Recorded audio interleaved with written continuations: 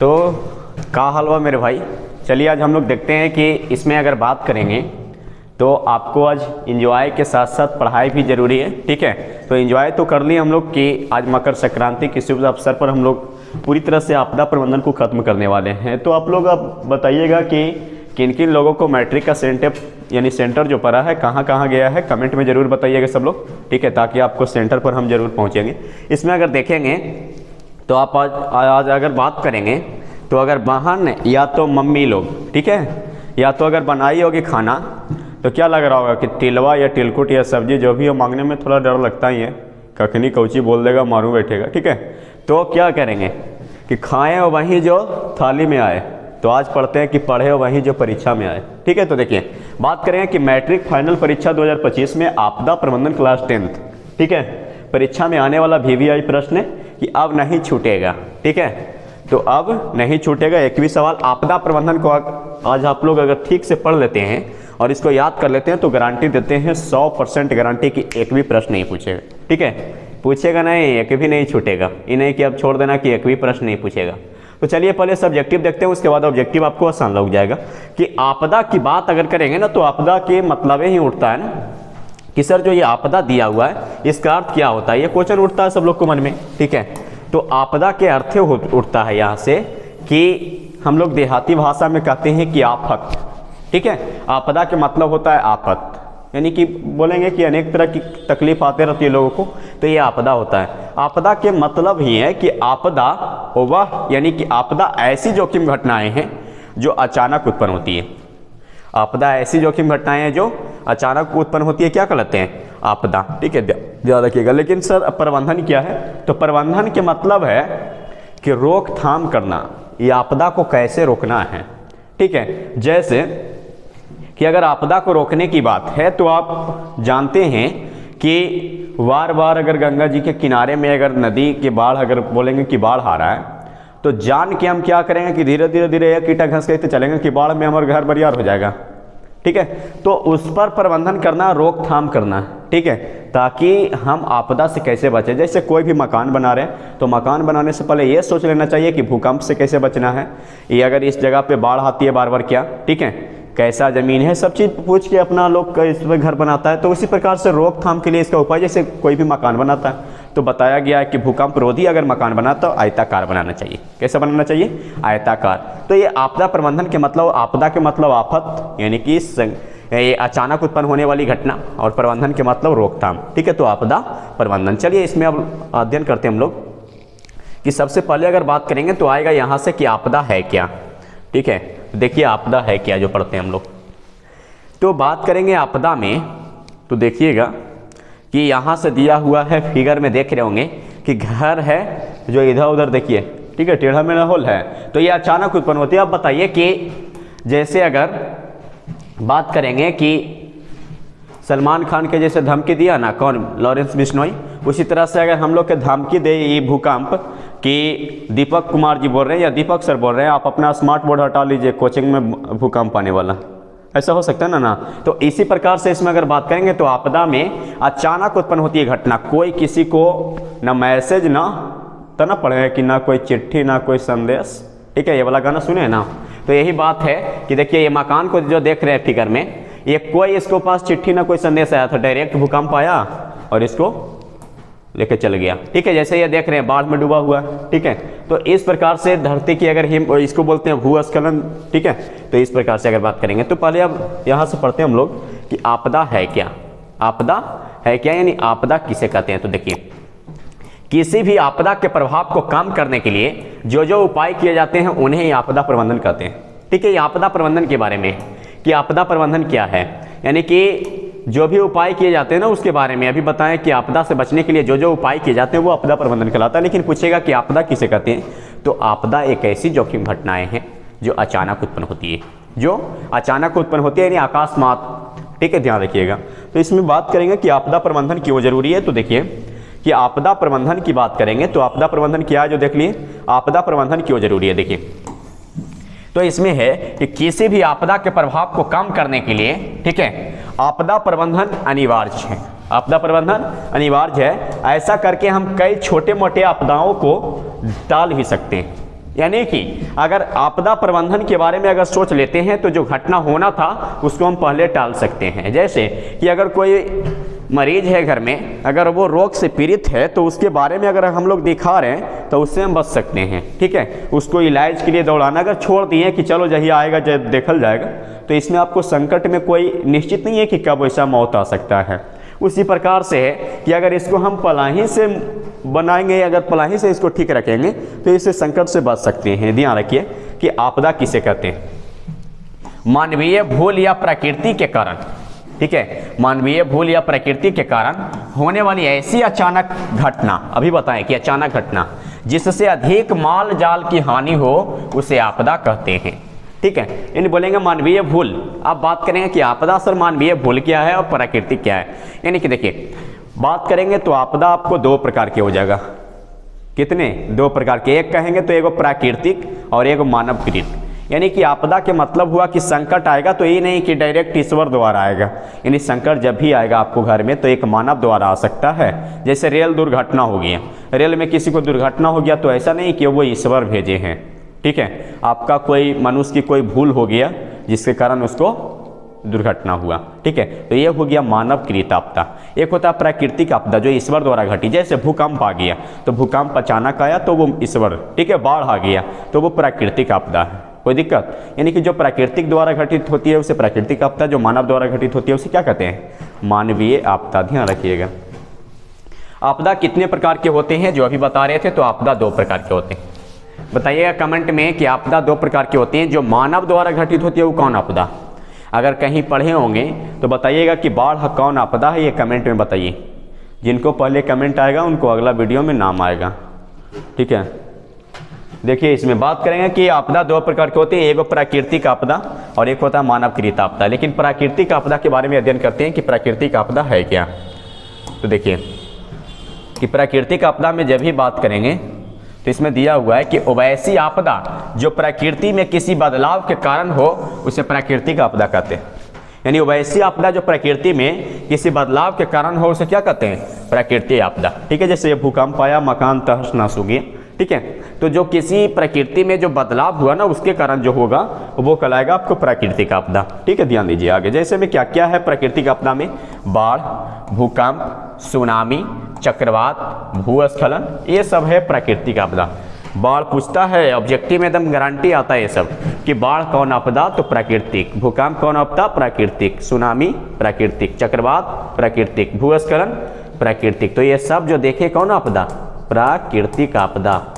कोनो दिक्कत तो बोली ना ना। देखिए इसमें आगे बढ़ते हैं तो आगे है कि प्राकृतिक आपदा के बाद, ठीक है, कि मानवकृत आपदा में यानी मानव जनित आपदा किसे कहते हैं, ठीक है। तो मानव जनित आपदा की बात करेंगे, वैसी आपदा जो मानवीय भूल के कारण, यानी मनुष्य से कोई भूल हो गया जिसके कारण वो घटित हो गया, यानी वैसी आपदा जो मानवीय भूल के कारण हो उसे मानवीय जनित आपदा कहते हैं।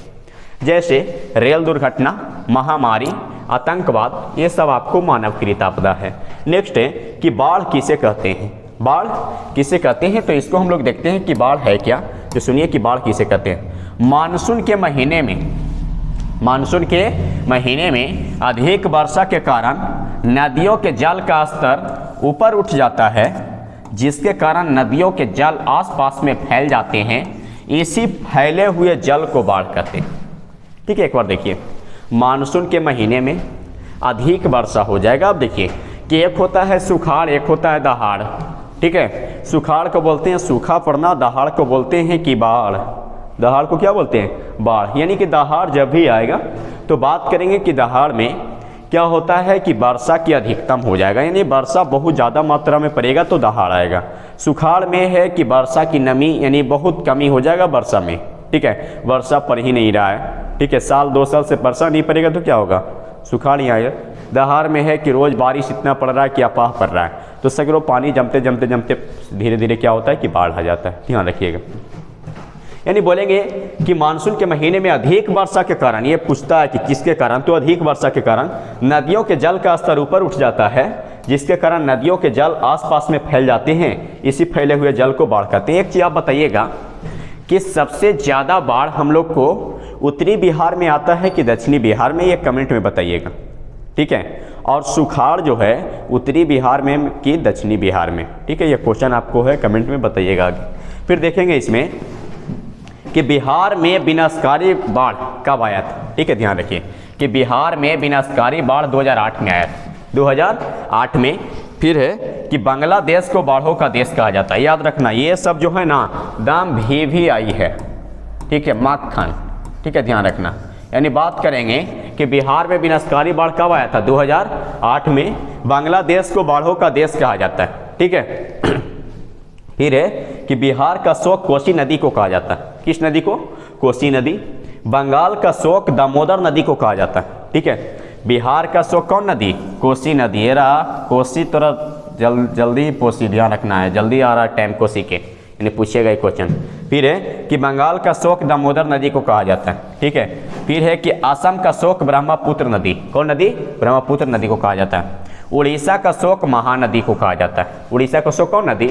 महानदी, ठीक है। फिर है कि बाढ़ का सबसे प्रमुख कारण वर्षा की अधिकता है, यानी कि बाढ़ सबसे अधिक आने का कारण है कि वर्षा की अधिकता, ठीक है, ध्यान दीजिए।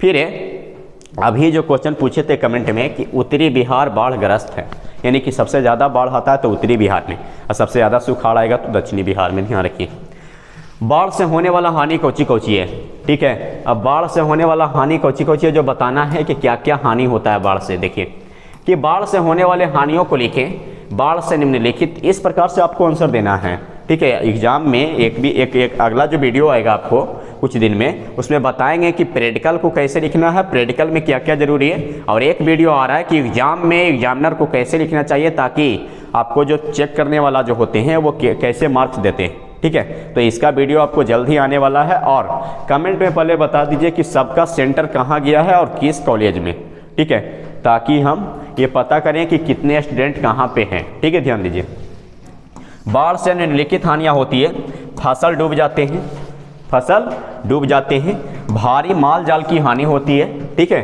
फिर है कि लाखों लोग घर से बेघर हो जाते हैं। घर से बेघर के मतलब है देखिए कि फसल डूब जाते हैं। सबसे पहले बाढ़ आता है तो किसान लोग को बहुत बड़ा हानि पड़ता है बेचारे लोग, ठीक है। यानी कि बात करेंगे उससे फसल डूब गया, फसल डूबता ही नहीं है, फसल डूबने के बाद बेचारा को फसल नष्ट हो गया, नष्ट होने के बाद वो जो उसी पर निर्भर था भोजन के लिए, बाहर जो कंपनी में जा रहा है कमाने, वो भी या तो क्या करेंगे कि वो नहीं भी जा रहा है तो भी वो खेती पर निर्भर है, उसका पाला तो वो खेती चल गया, खेती का जो फसल है वो चल गया। उसके बावजूद उसको टेंशन ही टेंशन, क्यों? क्योंकि उसको पहला बात कि कम से कम ये इस चीज़ से तो फ्री रहता था लोग किसान कि हमको अनाज खाने के लिए नहीं किनना पड़ेगा। तो उस स्थिति में क्या होगा कि उसका घर की स्थिति धीरे धीरे दयनीय होते चला जाएगा। और क्या होता है कि वो उतना ही नहीं, बहुत लोग रील्स में देख रहे हैं कि देले रहता है ना रील्स में कि घर है जो बाढ़ के टाइम में क्या होता है कि गिरते चल जाता है। तो रील्स में देखते होंगे कि इधर बाढ़ आया था कुछ दिन पहले, देखिए चल गए, दब गए, दब गए, दब गए, दब गए, ऐसे करते रहता है, ठीक है। जैसे देखिए एगो बताते हैं आपको, इसमें दिया हुआ है, ठीक है, बाढ़ वाला एगो दिखाते हैं।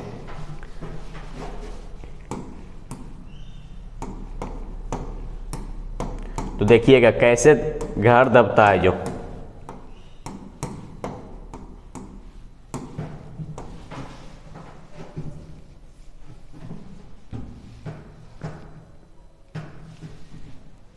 इसमें नहीं आएगा ना, देख रहे हैं ना, पुल वगैरह जितने भी घर वगैरह है जो सब धीरे धीरे दबते चल जाएगा। पुल रोड सब पर प्रभाव पड़ता है धीरे धीरे।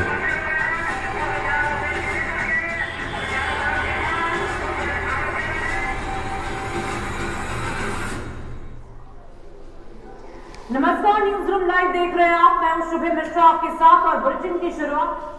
देखिए इसमें अगर बात करेंगे तो ये बाढ़ के बारे में पूरी तरह से न्यूज़ देते हैं ये लोग, ठीक है। तो देखिए बाढ़ में क्या क्या हानि हुआ, ठीक है। सबसे पहले अगर बात करेंगे तो पुल वगैरह बच्चा लोग कितना कठिनाई करता है। जैसे दियर क्षेत्र के लोग अगर कोई वीडियो देख रहे हैं तो वो जानते हैं, अगर ऐसा सब लोग जानते हैं, सबका एक दियर दोस्त अगर होगा या दियर के बारे में जानते होंगे तो बहुत कष्ट सहता है लोग, ठीक है। जितना दिन बाढ़ आया उतना दिन भोजन के बारे में दिक्कत, उसके सब के बारे में दिक्कत होता है, ठीक है। घर से बहुत लोग बेघर हो गए हैं। बेघर की बात अगर करेंगे तो बहुत दिक्कत लोग सामना करता है इसमें, ठीक है। तो ध्यान दीजिएगा।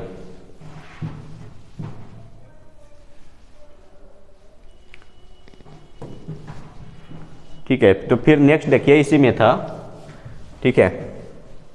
तो देखिए कि बाढ़ से होने वाला हानि था कि बाढ़ से निम्नलिखित हानियाँ होती है, फसल डूब जाते हैं, भारी माल जाल की हानि होती है और लाखों लोग घर से बेघर हो जाते हैं। इतना ही नहीं, पुल वगैरह, ठीक है, सब बाढ़ में ग्रस्त हो जाता है, मकान निमन निमन के गिर जाता है। जैसे नदी क्षेत्र में क्या हुआ कि बेचारा लोग को अगर बहुत सारे के घर था जो दब गया बाढ़ आने के कारण, तो क्या होगा, वो बेघर हो गया।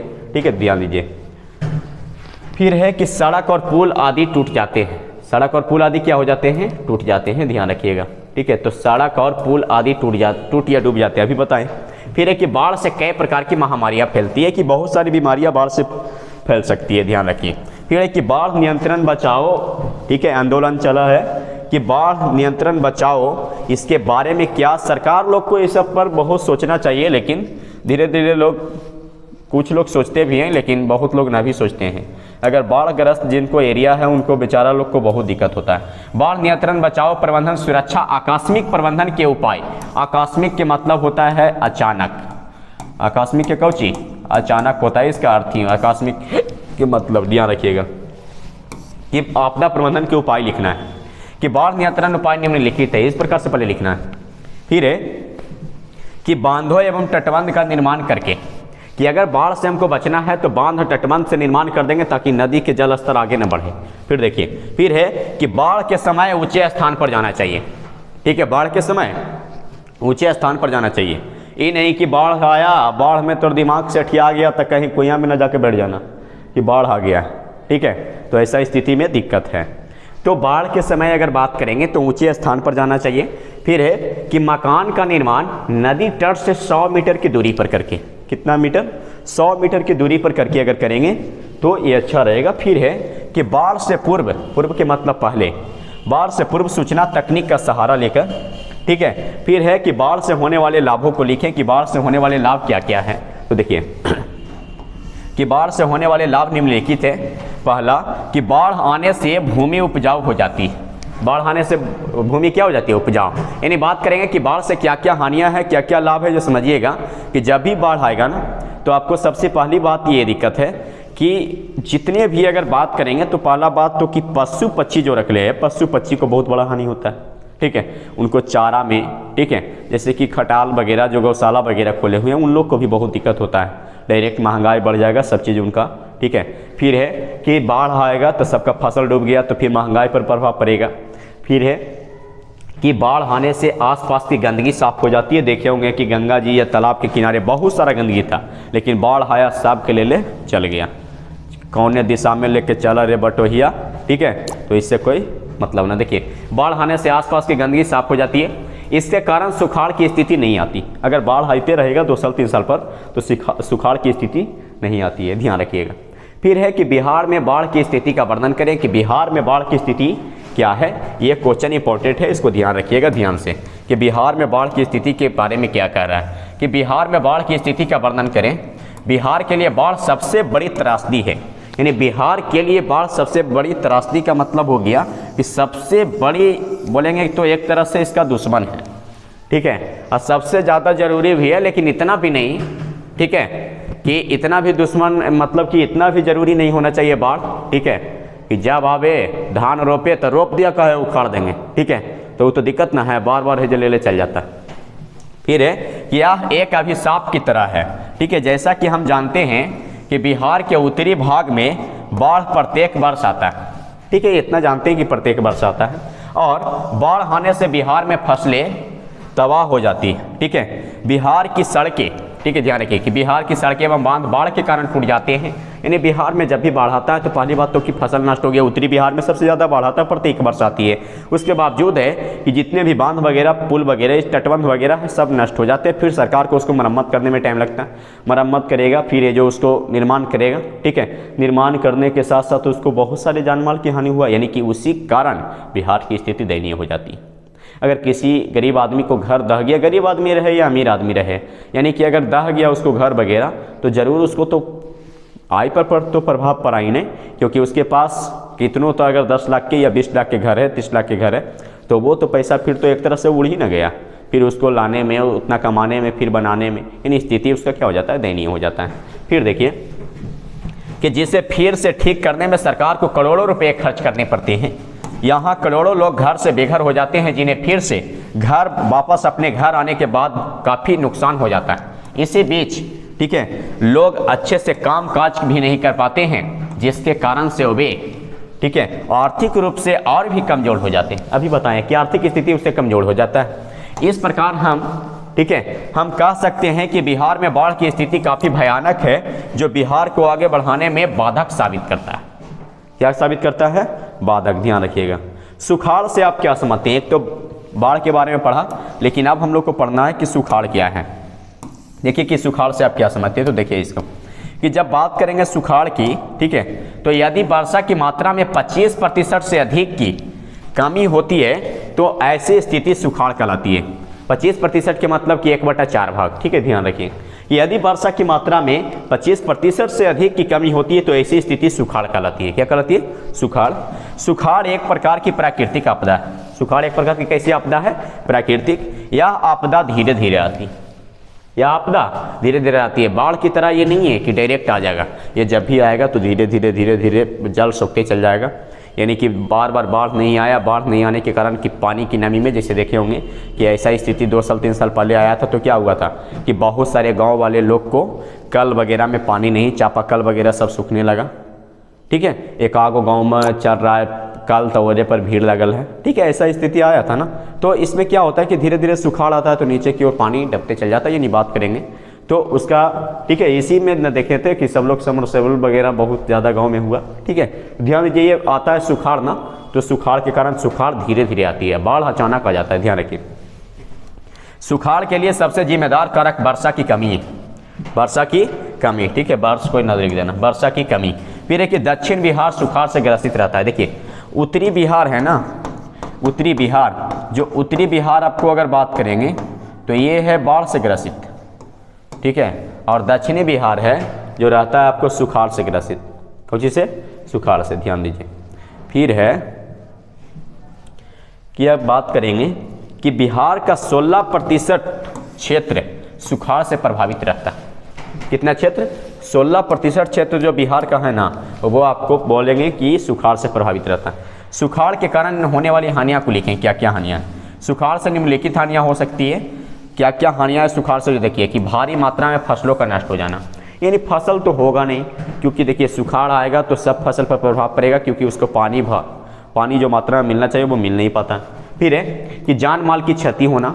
जान माल की क्षति होना। फसल उपजाऊ कम होने के कारण महंगाई बढ़ जाना, कि जब फसल उपजाऊ कम हुआ तो महंगाई बढ़वे न करेगा। फिर ध्यान दीजिए कि बात करेंगे कि वस्तु कम मांग ज़्यादा। ठीक है, तो इस स्थिति में महंगाई बढ़ जाता है। किसान की आर्थिक स्थिति दयनीय हो जाती है। किसान की आर्थिक स्थिति क्या हो जाएगी? दयनीय। ठीक है, यानी बात करें कि किसान की आर्थिक स्थिति दयनीय होने का मतलब है कि उसको फसल बर्बाद हुआ, फिर उसको फसल के कारण क्या क्या हानि हुआ जो वही जानता है। कहाँ से पैसा लगाया उसका बोलेंगे कि पूंजी भी नहीं निकल पाता। और ये जो देखें कि फसल उपजाऊ कम होने के कारण महंगाई बढ़ जाना। ठीक है, जैसे देखे होंगे कि मांग ज़्यादा हो जाएगा और फसल वगैरह बर्बाद हो गया, तो उस स्थिति में क्या होगा कि गेहूँ आटा सब महंगा हो जाएगा, चावल वगैरह सब। जैसे देखे होंगे कि अगर एक चीज़ किसी कोई बेच रहा है, एक जमा कोई चीज़ बेच रहा है, ज़मीन ही बेच रहा है, तो अगर उसका मांग ज़्यादा है, ठीक है, यानी कि बोलेंगे कि वस्तु कम है, अब लेने वाला की संख्या ज़्यादा है वो ज़मीन को, तो इस स्थिति में उसका दाम बढ़ जाएगा। वो कहेगा कि हम 50,000 बढ़ के देंगे, तो हमको दे दो।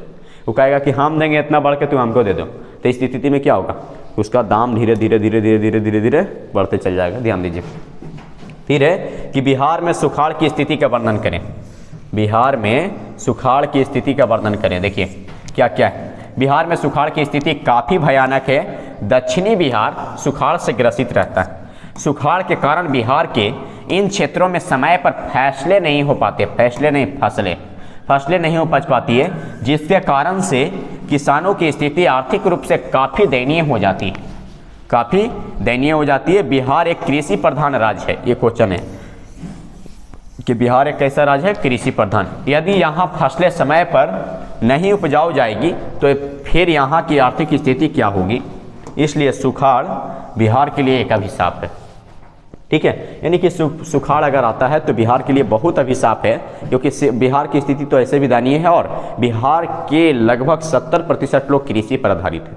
अगर वो खेती अगर नहीं हो पाया तो 70% से अधिक लोग क्या हो जाएंगे कि उनका आर्थिक स्थिति कमजोर हो जाएगा। उसके बावजूद जो आदमी जितना अगर जॉब करके या खाना वगैरह खा रहे हैं तो उन लोग अगर आटा ले रहे हैं अभी 35 रुपये तो हो जाएगा 45-50 रुपये, और वो भी मिलेगा कि नहीं मिलेगा कोई ठीक नहीं है। तो ये सब ध्यान रखिए। फिर है कि भूकंप किसे कहते हैं, बताओ भूकंप किसे कहते हैं। ठीक है, इधर ध्यान दे रहा है कि पबजी खेले में लगल है। ठीक है, देखिए भूकंप किसे कहते हैं। तो इसमें देखेंगे कि भूकंप के बारे में, तो पृथ्वी की तली में होने वाले कंपन को भूकंप कहते हैं। ठीक है, ये नहीं कि भू को भूकंप कहते हैं।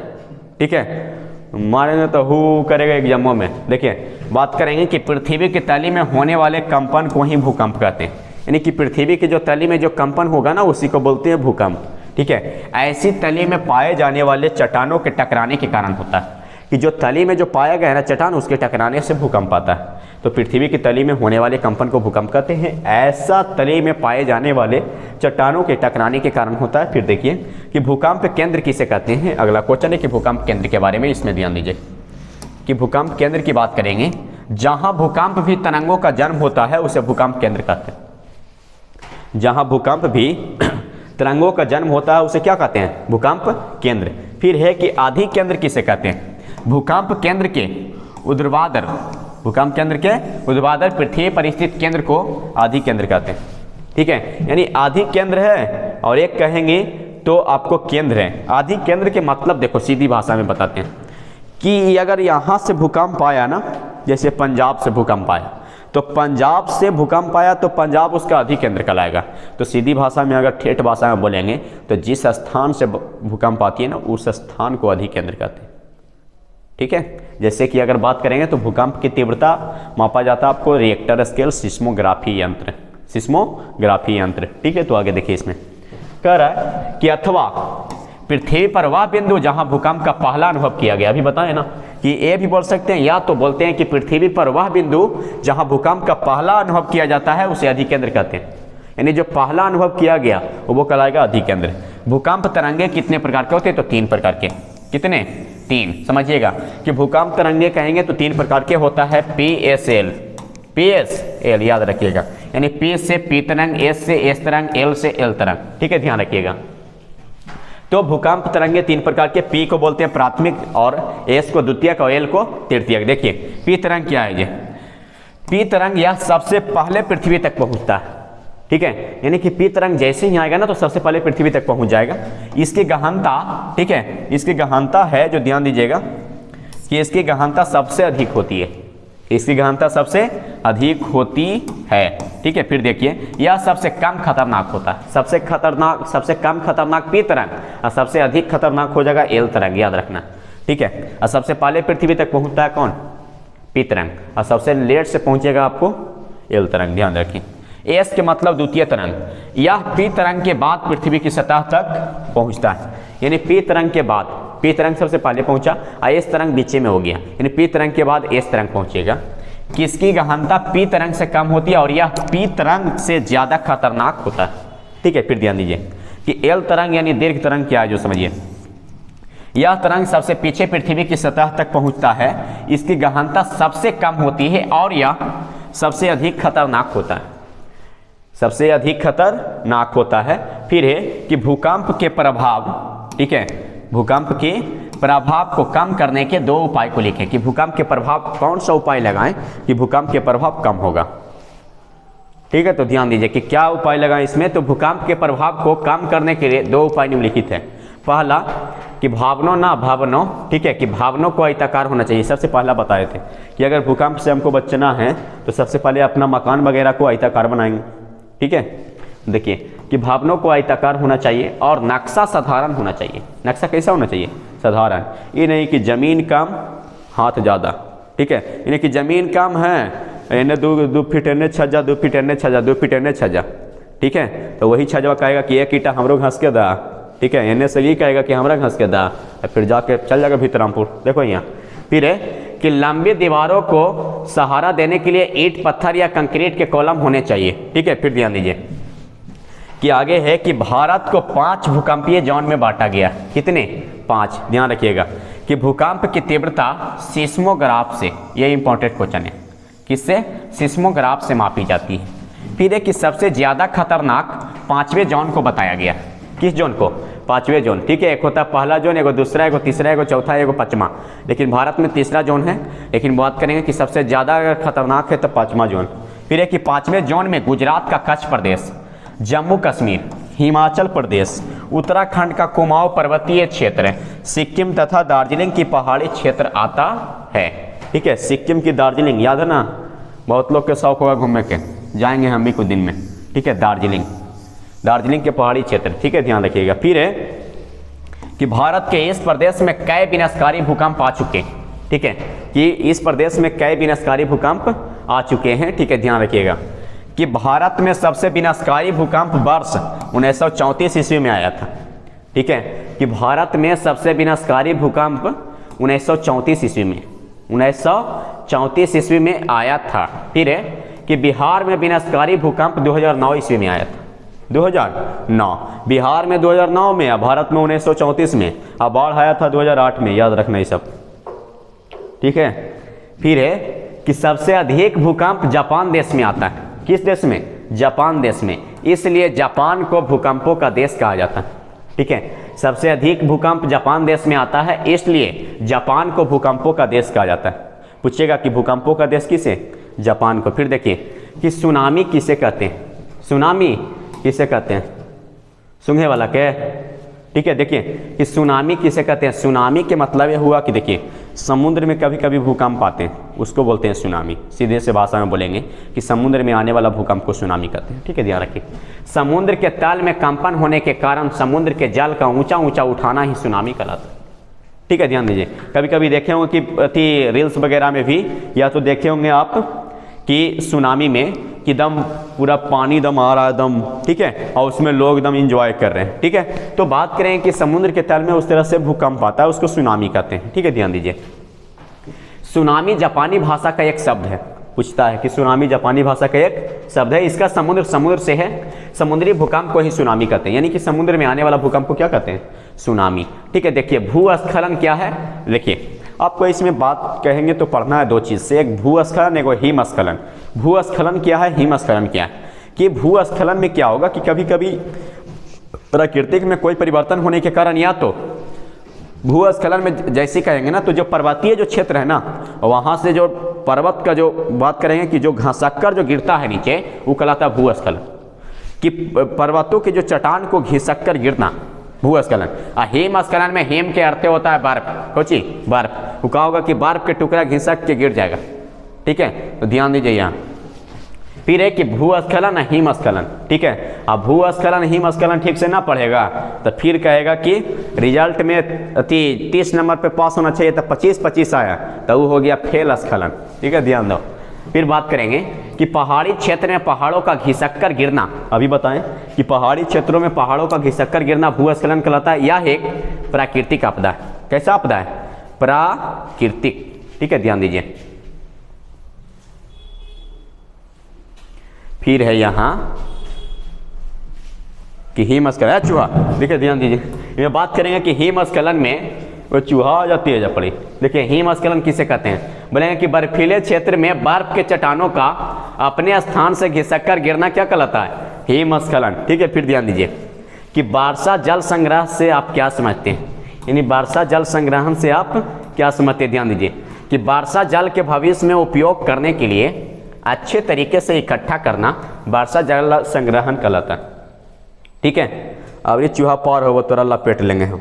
ध्यान दीजिए कि वर्षा जल के भविष्य में उपयोग करने के लिए अच्छे तरीके से इकट्ठा करना वर्षा जल संग्रहण कहलाता है।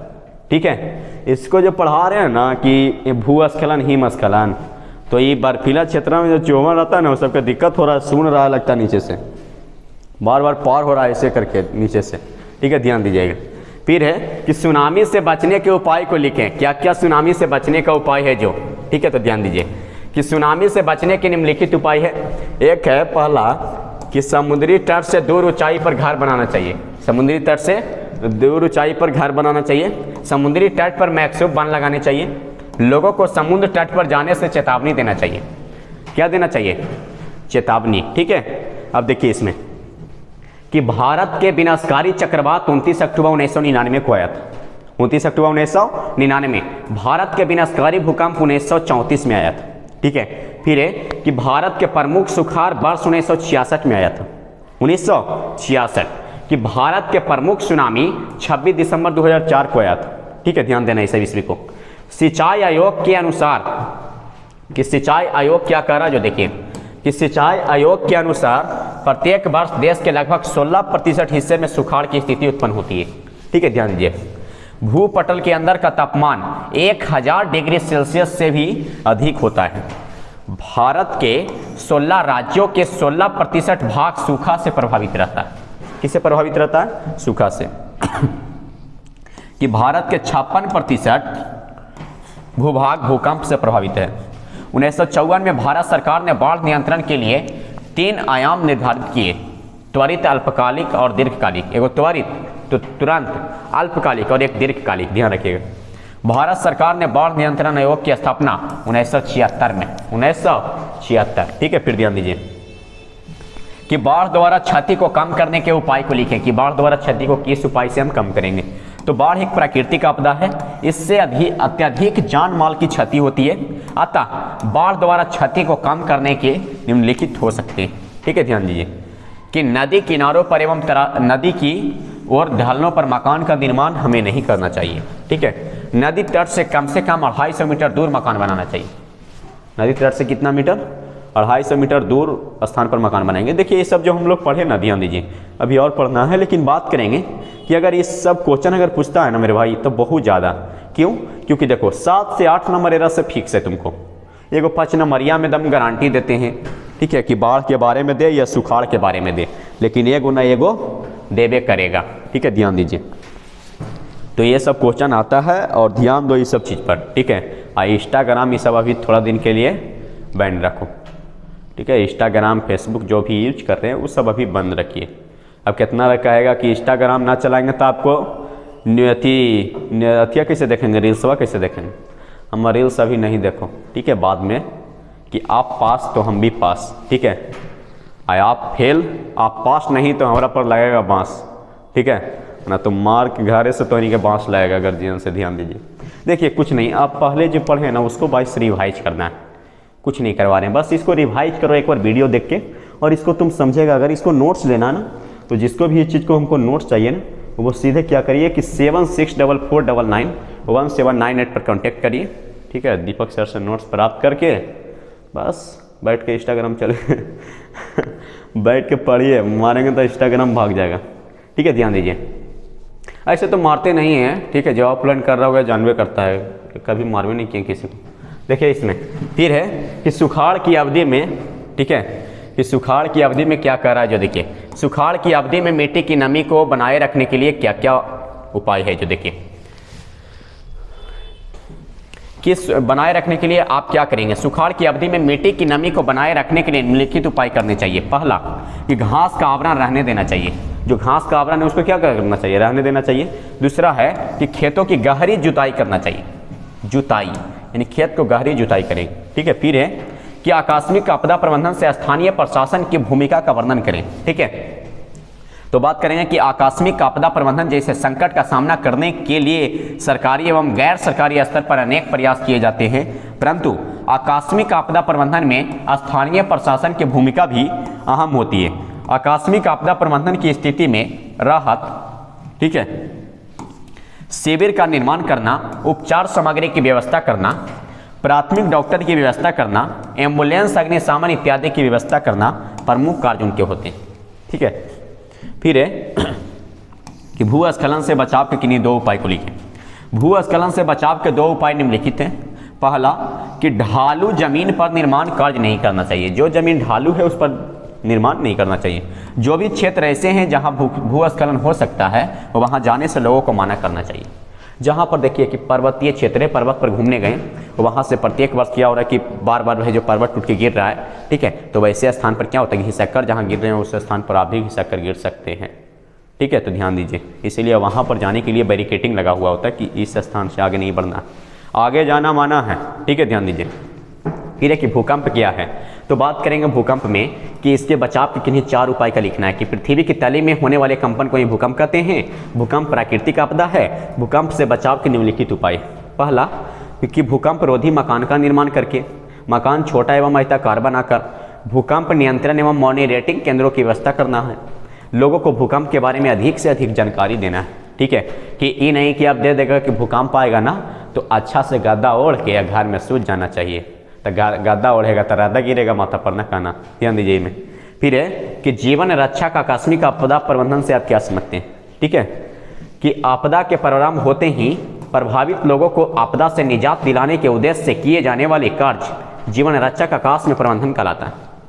क्या कहलाता है? आकाश में प्रबंधन, जीवन रक्षक प्रबंधन, ठीक है। फिर वाह जो देखी और समझी, देखो यहाँ फिर है कि इसके अंतर्गत, ठीक है, सहायता पहुंचाने हेतु आम लोगों की एकजुट अधिक महत्वपूर्ण मानी जाती है, जिसके कारण प्रभावित लोगों की जीवन बचाव का कार्य किया जाता है। देखिए, जब भी बाढ़ आया, सुखाड़ आया, भूकंप आया, दहाड़ आया, जो भी आया, उसमें सरकार का एक नियम है कि सरकार उस चीज़ को देखेगा कि किस प्रकार से लोग को सेवा करें, किस प्रकार से उसे बचाना है, क्या उपाय करना है, उसको भोजन की व्यवस्था कराना है, जो जो बाढ़ में फंसे हुए लोग हैं उसको लाना है वह क्या।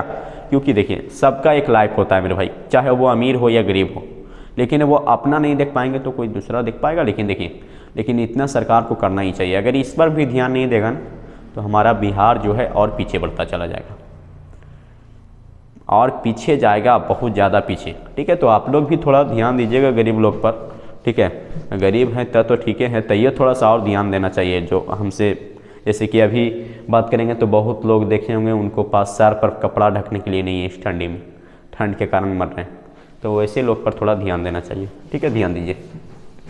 फिर है कि समान संचार व्यवस्था के बाधित होने के प्रमुख कारण को लिखें। कि संचार व्यवस्था के बाधित होने के कई कारण हैं, ठीक है। क्या क्या कारण है? केबल टावर का टूट जाना, बिजली आपूर्ति का बाधित होना, यानी संचार व्यवस्था पर भी प्रभावित पड़ता है भूकंप वगैरह से। संचार भावनाओं के ध्वस्त होने पर, संचार यंत्रों का क्षतिग्रस्त हो जाना, ट्रांसमिशन टावर का क्षतिग्रस्त हो जाना। फिर देखिए कि ये क्वेश्चन है, बहुत ये भी जरूरी है कि सुदूर संवेदी उपग्रह क्या है, ठीक है। सुदूर संवेदी उपग्रह क्या है? ध्यान दीजिए। सुदूर संवेदी उपग्रह अंतरिक्ष में प्रतिस्थापित एक उपग्रह है। संचार की यह विधि सर्वाधिक विश्वसनीय एवं वैज्ञानिक है। इसका उपयोग दूरदर्शन, मौसम विज्ञान के अलावा आपदा संबंधी चेतावनी के लिए भी किया जाता है। इसका उपयोग संसाधनों की खोज के लिए भी किया जाता है।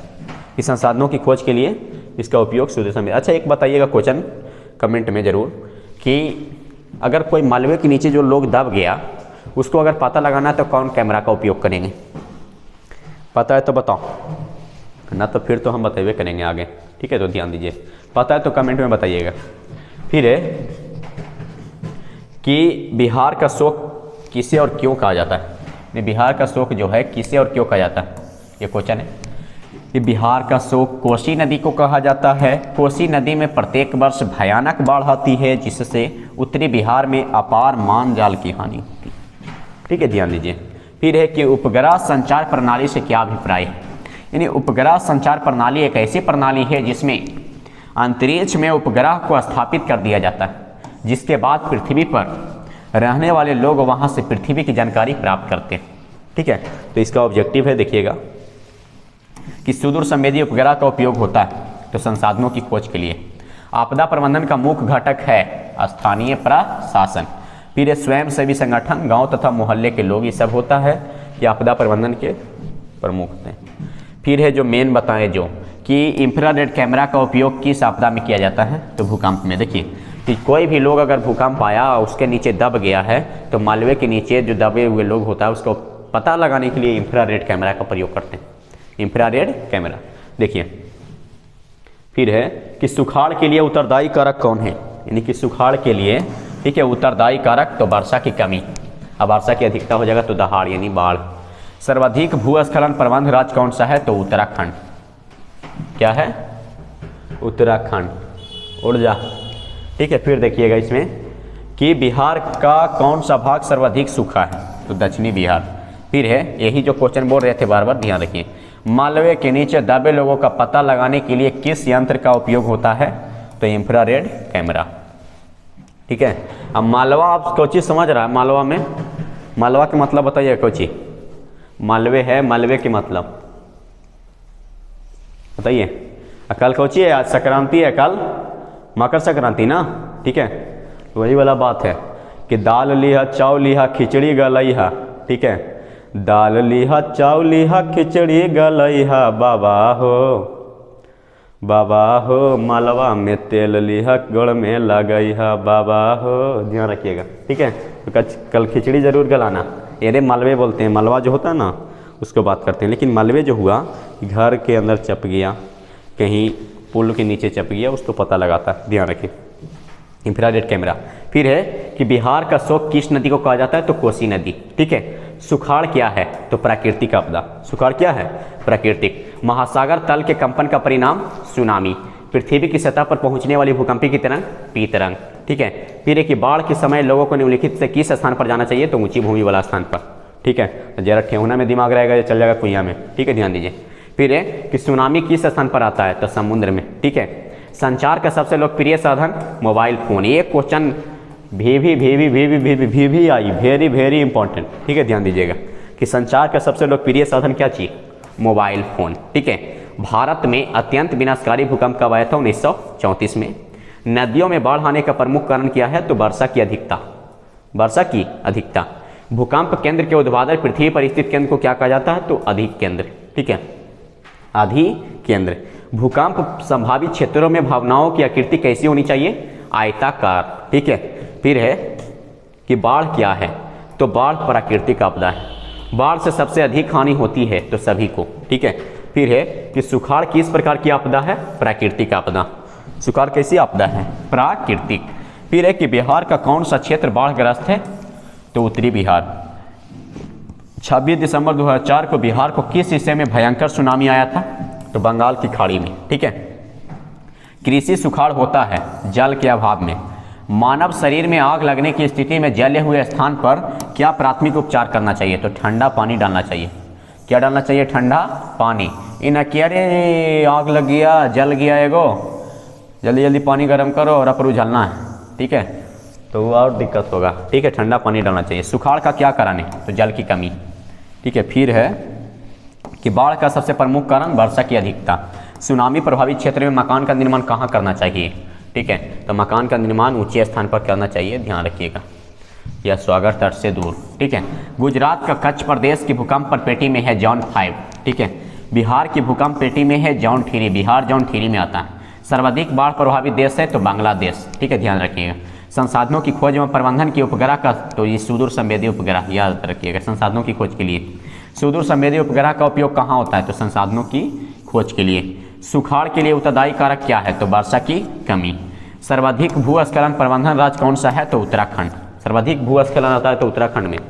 ठीक है, बिहार के किस भाग सर्वाधिक सुखाड़ है, तो दक्षिणी बिहार।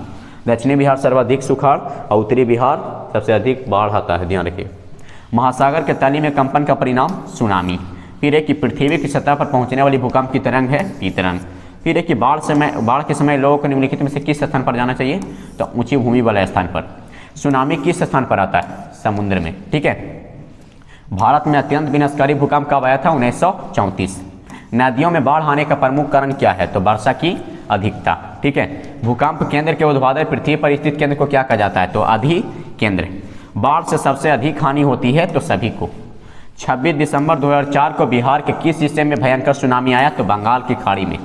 ठीक है, कृषि सुखाड़ होता है, तो जल के अभाव में। फिर है कि बाढ़ का सबसे प्रमुख कारण क्या है, तो वर्षा की अधिकता। फिर है सुनामी प्रभावित क्षेत्र में मकान का निर्माण कहाँ करना चाहिए, तो सागर तट से दूर। सागर तट से दूर। फिर है कि गुजरात का कच्छ प्रदेश किस भूकंप पेटी में है, जॉन 5। बिहार किस पेटी में आता है, जॉन 3। सर्वाधिक बाढ़ प्रभावित देश है, तो बांग्लादेश। बांग्लादेश। ठीक है, तो खत्म, इसको ध्यान दीजिएगा। ठीक है, और मेरे यूट्यूब चैनल को सब्सक्राइब करिए जल्द से जल्द। ठीक है, तो इसी में आपका आगे जो वीडियो है, जो आपको ऑब्जेक्टिव में आएगा टोटल ऑप्शन वाला, कि सर आपदा से कितने आते हैं, तो आप इतना पढ़ के देखिए, एकदम गारंटी देते हैं कि आपके 7 से 8 से 10 नंबर गारंटी है आपदा प्रबंधन से। तो नाइस, ठीक है। तो आगे की वीडियो में आते हैं, धन्यवाद।